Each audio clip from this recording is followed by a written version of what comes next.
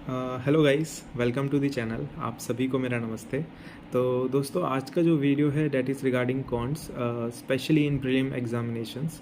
तो क्या strategy follow करनी चाहिए ताकि हमारा प्रीलिम्स है वो अटके नहीं कॉन्ट की वजह से और काफ़ी अच्छे नंबर हमें मिल जाएं। तो जो मैंने स्ट्रेटजी फॉलो करी थी वही मैं आपके साथ शेयर करूंगा इस वीडियो में, और मुझे काफ़ी हेल्पफुल रही थी और मुझे काफ़ी हेल्प मिली थी इस स्ट्रेटजी से। तो आई होप आपको भी मिलेगी ये स्ट्रेटजी से हेल्प। बशर्त है आप उसको फॉलो करिए एटलीस्ट फॉर 2 वीक्स, है ना।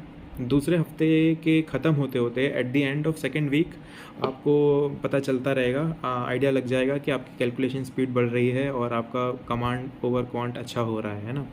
तो ऐसा नहीं कि आप 2-3 दिन ट्राई करें और फिर छोड़ दें कि नहीं ऐसा नहीं होगा। नहीं, आप एटलीस्ट मिनिमम 2 वीक्स अब दीजिए और by the end of second week आपको रिजल्ट दिखने लगेगा, है ना। तो अगर हम कॉन्ट्स को बांटें, अगर कैटेगरी करें हम उसकी, तो इसमें 3 पार्ट मोटे मोटे हो सकते हैं। पहला पार्ट है आपका स्पीड मैथ, जिसमें आपके अप्रॉक्सीमेशंस या सिंप्लीफिकेशंस या क्वाड्रेटिक इक्वेशंस या नंबर सीरीज़ या मिसिंग नंबर्स या रॉन्ग नंबर्स, है ना, ये आते हैं। फिर जो सेकंड सेक्शन होगा क्वांट्स में वो होगा आपका डेटा इंटरप्रिटेशन, है ना, डीआईज या फिर कैसलेट्स। और जो थर्ड सेक्शन होगा वो होगा अरिथमेटिक क्वेश्चंस या जिसको हम बोलते हैं वर्ड प्रॉब्लम्स, है ना। तो 3 मोटे मोटे सेक्शन होते हैं क्वांट्स में। अब दिक्कत ये है कि जो कैंडिडेट्स होते हैं वो स्पीड मैथ तो कर लेते हैं, लेकिन जो अरिथमेटिक के क्वेश्चंस हैं या फिर डीआईज हैं या कैसलेट्स हैं उनमें थोड़ा टाइम ज़्यादा ले लेते हैं। वो भी कर लेते हैं वो क्वेश्चंस, लेकिन उसमें टाइम ज़्यादा ले लेते हैं, है ना। तो इन ऑर्डर टू सिक्योर 30 या 28 plus marks in prelims in quant section, आपको क्या करना पड़ेगा, आपको अपनी कैलकुलेशन स्पीड इंक्रीज़ करनी पड़ेगी, है ना। प्रीलिम्स में यही है, स्पीड और एक्यूरेसी का ही खेल है क्वांट्स में। तो आपकी जो कैलकुलेशन स्पीड है वो इम्प्रूव हो, उसके लिए आप क्या करिए, रोज़ सुबह उठ के आप 12 से लेके 20 तक टेबल्स लिखिए, बाय हार्ट टेबल्स लिखिए। स्क्वायर्स आप 30 तक लिखिए और हो सके तो आप 40 तक लिखिए बाय हार्ट। क्यूब्स जो हैं आप 20 तक लिखिए। फ्रैक्शंस जो हैं वो आप बाय हार्ट लिखिए। ताकि क्या होगा, आप ये रोज़ अब एक्सरसाइज करोगे ना, रोज़ सुबह उठ के आधा घंटा, तो आपको ये मन में नंबर्स छपने लगेंगे और आपकी कैलकुलेशन स्पीड काफ़ी अच्छी होने लगेगी, है ना। जैसे कि कोई डीआई आता है, कोई फ्रैक्शन आपने देखा कि 13.33% इंक्रीज़ हो गया है कोई चीज़, तो आपको पता होना चाहिए कि 13.33 क्या होता है। इट इज़ 2/15 होता है मेरे ख्याल से, है ना। तो आपको पता होना चाहिए कि ये 2/15 होता है 13.33%। ये नहीं कि वहाँ पे आप एग्ज़ाम में उसको कैलकुलेट कर रहे हो कि 13.33 क्या करेंगे हम, 10% और 3% करें या क्या करें। ऐसे कैलकुलेट नहीं करना है। कुछ फ्रैक्शन जो हैं इंपॉर्टेंट होते हैं बैंकिंग टर्म्स में, और वो देर सवेर प्रीलिम एग्ज़ाम में आते ही हैं। तो उनको आप क्या करिए, जब भी आप मॉक लगाइए तो वो कुछ फ्रैक्शंस होंगे जो आपको नज़र में दोबारा आते रहेंगे, तो उनको आप नोट डाउन करिए और उनको आप वो रोज़ सुबह स्पीड मैथ के साथ रिवाइज़ करिए, है ना। तो सबसे पहला काम जो मेरा होता था क्वांट के लिए या कोई भी सेक्शन में लेता था, सबसे दिन की शुरुआत मेरी यही होती थी कि आधा घंटा मैं स्पीड मैथ पे देता था। सारे टेबल्स लिखता था, स्क्वायर्स लिखता था, क्यूब्स लिखता था, फ्रैक्शंस लिखता था, बाय हार्ट लिखता था मैं। तो ये आप करिएगा, ठीक है। अब जो दूसरा सेक्शन है वो है अरिथमेटिक का। अब देखिए, अरिथमेटिक में भी बहुत खूबसूरत चीज़ है। हर चैप्टर्स आपको नहीं करने, कुछ 5-6 चैप्टर्स हैं जो काफ़ी इंपॉर्टेंट होते हैं प्रीलिम्स लेवल की। अगर हम बात करें तो स्पेशली जो परसेंटेज का चैप्टर है तो वो काफ़ी इंपॉर्टेंट है। प्रॉफिट एंड लॉस है वो काफ़ी इंपॉर्टेंट है। रेशियो प्रपोर्शन एज सच तो नहीं, पर उसका एक सब पार्ट है जिसमें पार्टनरशिप आती है, तो वो पार्टनरशिप टॉपिक काफ़ी इंपॉर्टेंट है। एवरेज काफ़ी इंपॉर्टेंट है, and speed and time and speed distance ये भी काफ़ी इंपॉर्टेंट है। तो ये 5-6 चैप्टर्स हैं, उनको आप शुरुआत करिए। तो आप क्या करिए, आप एक चैप्टर या एक टॉपिक के लिए 2 दिन दीजिए। सपोज़ आज आपने परसेंटेज यूज़ किया, शुरू किया, तो आपको क्या करना है, परसेंटेज एक बार देख लीजिए या आपने कोई कोर्स ख़रीदा है वहाँ से पढ़ लीजिए। एक बार जब आप कर लें, पूरा कॉन्सेप्ट आपके आ जाएँ आपको, तो आपको प्रैक्टिस करनी पड़ेगी। और एक दिन आप क्या करिए, जो उसके इजी लेवल के क्वेश्चंस हैं थोड़े से कॉन्सेप्ट बिल्ड करने के लिए ज़रूरी होते हैं स्टार्टिंग में, वो आप करिए। और नेक्स्ट डे आप क्या करिए, मॉक्स के करिए आप क्वेश्चंस, है ना, जो जैसे परसेंटेज के मॉक्स में किस टाइप के क्वेश्चन आते हैं वो वाले आप प्रैक्टिस करिए, है ना। तो हर 2 दिन में एक टॉपिक आप अरिथमेटिक का करिए, तो विद इन 1 मंथ आपका अरिथमेटिक के मोटे मोटे जो इंपॉर्टेंट चैप्टर्स हैं फॉर प्रीलिम्स वो क्लियर हो जाएंगे आपके, है ना। और आप ये हमें ये मत सोचिएगा कि ये इजी है तो मैं ये तो कर लूँगा, मैं नहीं, ऐसा मत सोचिएगा। आपको कुछ भी इजी नहीं होता। जैसे करंट अफेयर्स में रिवीजन ज़रूरी है, वैसे ही क्वांट्स में भी रिवीजन काफ़ी ज़रूरी है। स्पेशली जो कॉन्सेप्ट्स होते हैं अरिथमेटिक क्वेश्चंस के, वो बिना दोबारा तिबारा देखे आपको नहीं माइंड में आएंगे। और एग्ज़ाम में जब 20 मिनट का टाइमर होता है तो बिल्कुल ही नहीं आएंगे, वो भूल और जाओगे आप। तो इसमें भी रिविज़न की काफ़ी इंपॉर्टेंस है। तो ये आप ध्यान रखिएगा कि किसी भी टॉपिक को आप हल्का मत लीजिएगा कि बहुत इजी है तो मैं नहीं करता प्रैक्टिस, एग्ज़ाम में कर लूँगा, ये मत करिएगा आप, है ना। और जो लोग कोर्स वगैरह पढ़ते होंगे, ऑनलाइन कोचिंग ले रहे होंगे, तो उनसे भी मैं ये कहना चाहूँगा कि ठीक है, आप क्लास अटेंड कर रहे हैं, अच्छी बात है, लेकिन जो अगर आप क्लास अटेंड करोगे तो मेक श्योर कि आप उसके बाद खुद की भी प्रैक्टिस करें, है ना। ये गारंटी नहीं है कि अगर आपने कोई क्लास अटेंड कर ली तो आपका सिलेक्शन हो जाएगा, नहीं। क्लास अटेंड करने के बाद जो आपने क्लास में पढ़ा है उसको आपको प्रैक्टिस में डालना पड़ेगा, उसको आपको प्रैक्टिस करनी पड़ेगी। 1 घंटे की क्लास अगर अटेंड करी है आपने, तो 2 घंटे आपको उस क्लास की जो वर्कशीट दी होगी वो प्रैक्टिस करनी होगी, तब आपका सिलेक्शन होगा, है ना।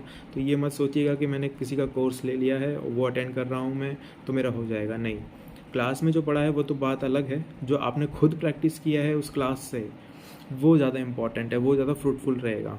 तो आप ये भी देखिएगा कि ऐसा ना हो कि पूरे दिन आप क्लास ही अटेंड करते रह जा रहे हो, है ना, ऐसा मत करिएगा।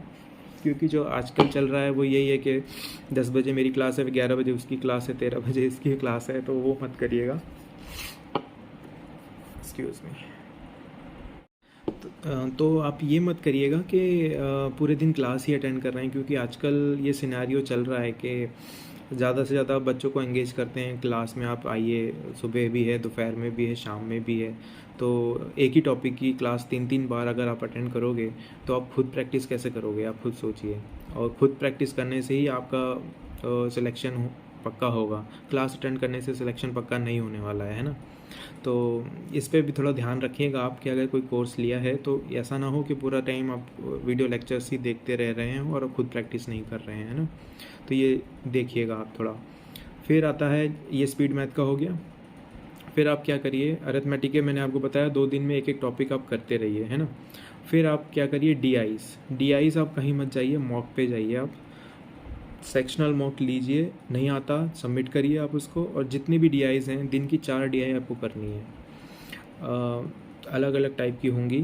आजकल जो पैटर्न हुआ है वो चेंज हुआ है थोड़ा सा, अब मिसिंग डीआई भी थोड़ी आने लगी टफ़ वाली, पहले नहीं आती थी। पहले आती थी मिसिंग डीआई, सिर्फ सिंपल आती थी, लेकिन इस बार एसबीआई पीओ में थोड़ा सा मुझे लग रहा था कि कैलकुलेटिव है ना। तो एक तो सिंपल डीआईज़ आती हैं, बार ग्राफ, लाइन ग्राफ, है ना, पाई चार्ट है, तो ये सिंपल तो आती हैं, उनकी तो प्रैक्टिस करिएगा ही आप। लेकिन साथ साथ अब थोड़ा सा डीआई का लेवल थोड़ा सा इंक्रीज़ हो गया है, तो उस हिसाब से आप थोड़ा क्वेश्चन को भी वैसे प्रैक्टिस करिएगा, तो वो आपको क्वेश्चन मॉक से मिल जाएंगे। तो दिन के आपको 4 डीआई करनी है। सुबह उठ के आपको स्पीड मैथ की प्रैक्टिस करनी है, tables, fractions, missing number series, wrong number series, quadratic equations by heart आपको लिखने हैं ना। फिर आप मैंने बता ही दिया, डीआई 4 आप प्रैक्टिस करिए, और 2 दिन में एक अरिथमेटिक का टॉपिक आप ख़त्म करिए, है ना। जब आपके 5-6 टॉपिक हो जाएंगे अरिथमेटिक के ख़त्म, और रोज़ आपका ये चलता रहेगा, सुबह स्पीड मैथ और रोज़ डीआई आप करोगे 4, तो अब 2 हफ्ते ये करिए, और अब देखेंगे सेकेंड वीक जो ख़त्म होने वाला होगा, सेकेंड वीक आपका, तब तक आपका कैलकुलेशन स्पीड काफ़ी अच्छी हो जाएगी। तो ये 2 हफ्ते आप ये करने के बाद आप क्या करिए, अब आप सेक्शनल मॉक दीजिए क्वांट का, और आप देखिए कि आपका जो स्कोर आ रहा है वो क्या आ रहा है और कहाँ गलत हो रहा है ना। इसके बाद ये इतना करने के बाद आपको मॉक दे के एनालाइज़ भी करना पड़ेगा कि भाई हाँ, मैंने इतना सारा प्रैक्टिस कर लिया, अब इन पर्टिकुलर टॉपिक्स में मैं टाइम ज़्यादा ले रहा हूँ या मैं गलत कर रहा हूँ। तो ये भी एक पार्ट है ना, पहले शुरुआत इतनी करके फिर आप ये भी पार्ट कंप्लीट करिए अपना, कि आप देखिए खुद को कि क्या मुझे प्रॉफिट लॉस में दिक्कत हो रही है क्या, जबकि मैंने पूरा चैप्टर पढ़ लिया है, मैंने क्वेश्चंस कर लिए हैं, तब भी दिक्कत हो रही है, तो किस टाइप के क्वेश्चंस में हो रही है। तो आपको ये दिमाग में लाना पड़ेगा, आपको अवेयर होना पड़ेगा कि कोई पर्टिकुलर टॉपिक के क्वेश्चंस हैं जो नहीं हो पाए मुझसे क्वांट में, है ना। तो ये आपको क्या करना पड़ेगा, 2 हफ्ते के बाद आप एक सेक्शनल मॉक देना शुरू करिए। तो आप धीरे धीरे देखिएगा आपके काफ़ी अटैम्प्ट्स बढ़ने लगेंगे, क्योंकि आपकी स्पीड अच्छी हो जाएगी, कॉन्फिडेंस आने लगेगा आपको जज करना आ जाएगा कि हाँ ये क्वेश्चन मेरे गलत हो रहा है बार बार, अगर इस बार भी नहीं हो जाएगा तो मैं इसको स्किप करना चाहूँगा, या फिर दोबारा से मैं इसका कॉन्सेप्ट देखूँगा कि क्या चीज़ है इसमें जो मैं गलती कर रहा हूँ, है ना। तो आप अपनी प्रैक्टिस के साथ साथ आपने जो सेक्शनल मॉक दोगे उसको भी एनालाइज करिए, और आप देखिए आपकी कहाँ वीकनेस हो रही है ना। ये आप करते रहोगे तो आप देखोगे कि ऑटोमेटिकली आपके जो अटैम्प्ट्स हैं वो काफ़ी बढ़ जाएंगे, और अटैम्प्ट्स बढ़ जाएंगे तो आपके नंबर्स भी अच्छे आएंगे। और हमेशा ये मत सोचिए कि आप कॉन्ट्स में या सॉरी मॉक में हमेशा 90 परसेंटाइल ही आएगी तो ही आपका सिलेक्शन होगा। नहीं, ऐसा नहीं होता है। जितने भी मैं अभी तक लाइव मॉक दिए हैं तो आपने देखा होगा कई मॉक में मेरे 90+ परसेंटाइल नहीं भी आई है, और कहीं कहीं आई भी है। तो इसका मतलब ये नहीं है कि हमेशा जिनकी आती है उनका ही होगा और जिनकी नहीं आती है उनका नहीं होगा, ऐसी बात नहीं है।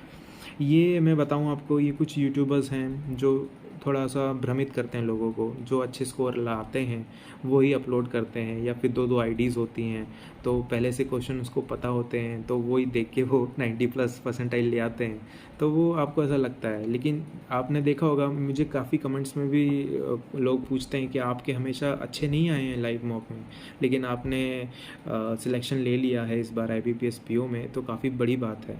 तो मैं यही सोचता हूँ कि वो हर नॉर्मल इंसान के साथ यही होता है, हमेशा अच्छे नहीं आते वो तो कुछ लोग यूट्यूबर्स हैं, फेक यूट्यूबर्स, वो ऐसा करते हैं कि हमेशा दिखाते ही आपको हैं कि 90+ आ रहे हैं उनके परसेंटाइल, लेकिन ऐसा होता नहीं है।